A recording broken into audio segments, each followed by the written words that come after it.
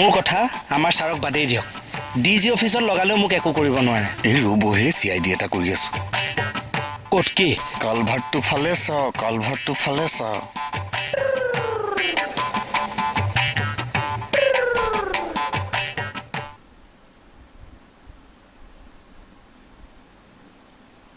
final drugs এই সেইফালে ক'লে গ'ল এইফালে আহক ক'লে গৈছিল মহাৰাষ্ট্ৰলৈ আহোগে তাই লাঠি বাদ দিয়ক আহক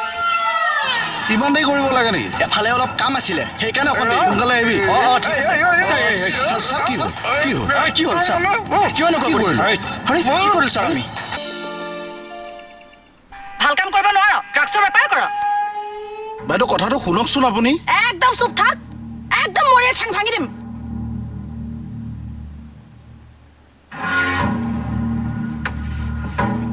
এই দুটাই নেকি হয় ছাৰ আমি এনেকে গৌৰৱৰ কামটো কৰিছ হত আমি শ্বুট কৰি দিওঁ নেকি ইহঁতক নহয় ছাৰ আপুনি কথাটো শুনকচোন ঐ মনে থাক একদম মনে থাক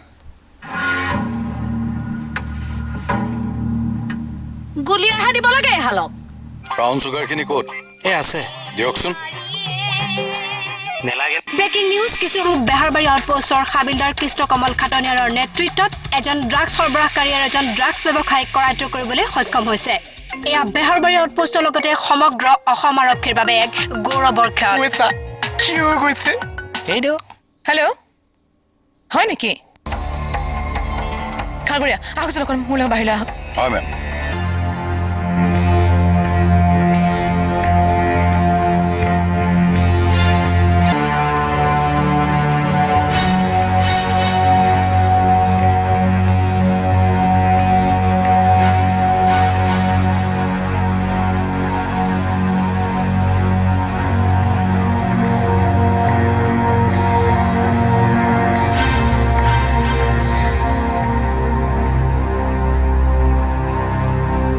ছাৰ আমাৰ কথাটো শুনকচোন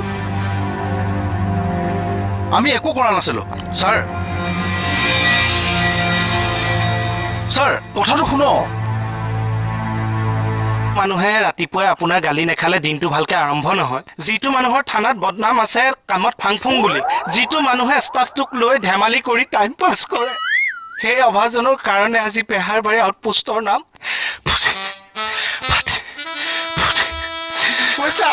সেইবিলাক পুৰণা কথা আপুনি ধৰি নাথাকিব ড্ৰাগছখিনি দিয়কচোন ছাৰ সেই 1 লাখ টকাটো আৰু প্ৰমোচনৰ কথাটো আপোনাৰ ফালৰ পৰা আগবঢ়াব দিয়ক বস্তুখিনি দিয়ক মই ডিজি ছাৰ হাততে দিওঁ নেকি এই নাৰ্কটিক্সৰ মানুহ আহিলে টেষ্ট কৰিবলৈ এনেও দিব লাগিব মই কষ্ট কৰি থৈ মোৰ উন্নতিটো নিবিচাৰি কিবা কৰে আমাৰ ষ্টাফত তেনেকুৱা কোনো মানুহ নাই নাই দিয়ক কিন্তু মই ধৰাৰ কাৰণে যদি মোকে বিচাৰে মোৰ তাতে থওঁ নেকি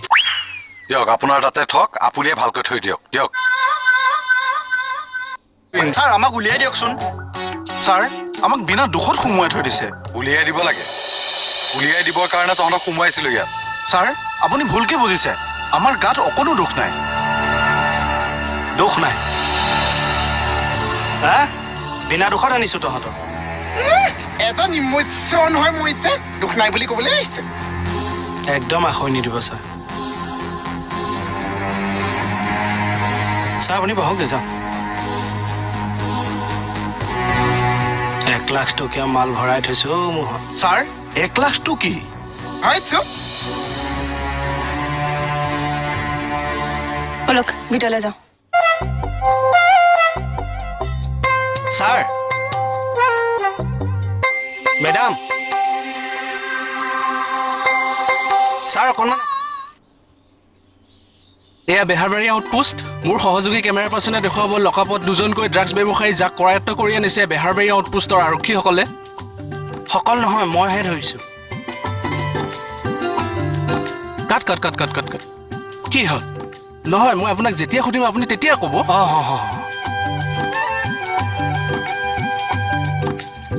এয়া বেহাৰবাৰী আউটপোষ্ট বেহাৰবাৰী আৰক্ষীয়ে কৰায়ত্ব কৰিছে আমি ড্ৰাগছ নিষেধ কৰিম আমি শপত খাইছো ছাৰ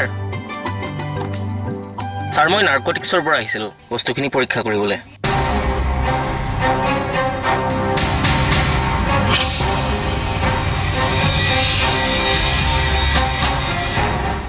দিম দেখিছেনে মেডাম কি হৈ গ'ল একদম কথা নকব আপুনি চুপ থাকক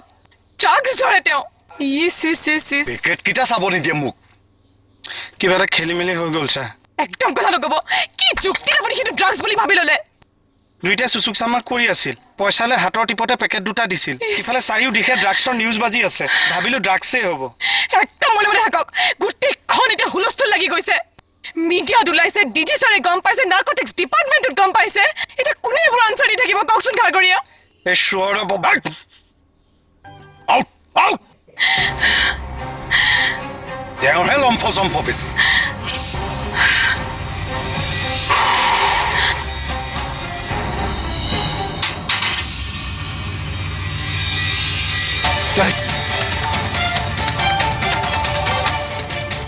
বৰিক পাউডাৰ লগত কিয় ৰাখিছিল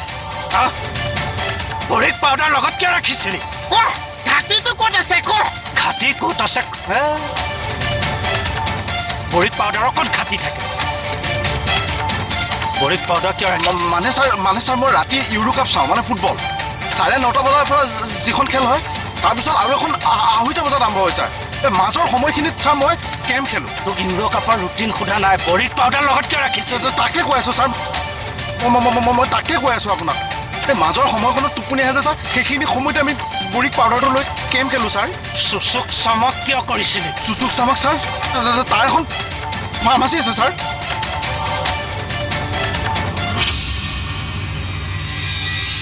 চুচুক চমক কিয় কৰিছিলি কিয় মানে ছাৰ কাৰ্ফিউৰ টাইম চলি আছিল যে সেইকাৰণে ছাৰ তাকে আপুনি ড্ৰাগছ বুলি ভাবিলে ছাৰ বল যা যা যা ওলা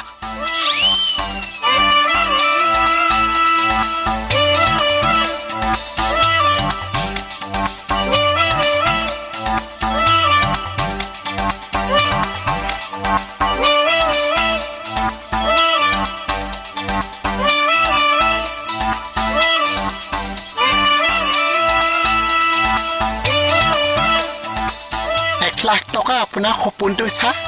ফাটি ফাঁ হৈ গ'ল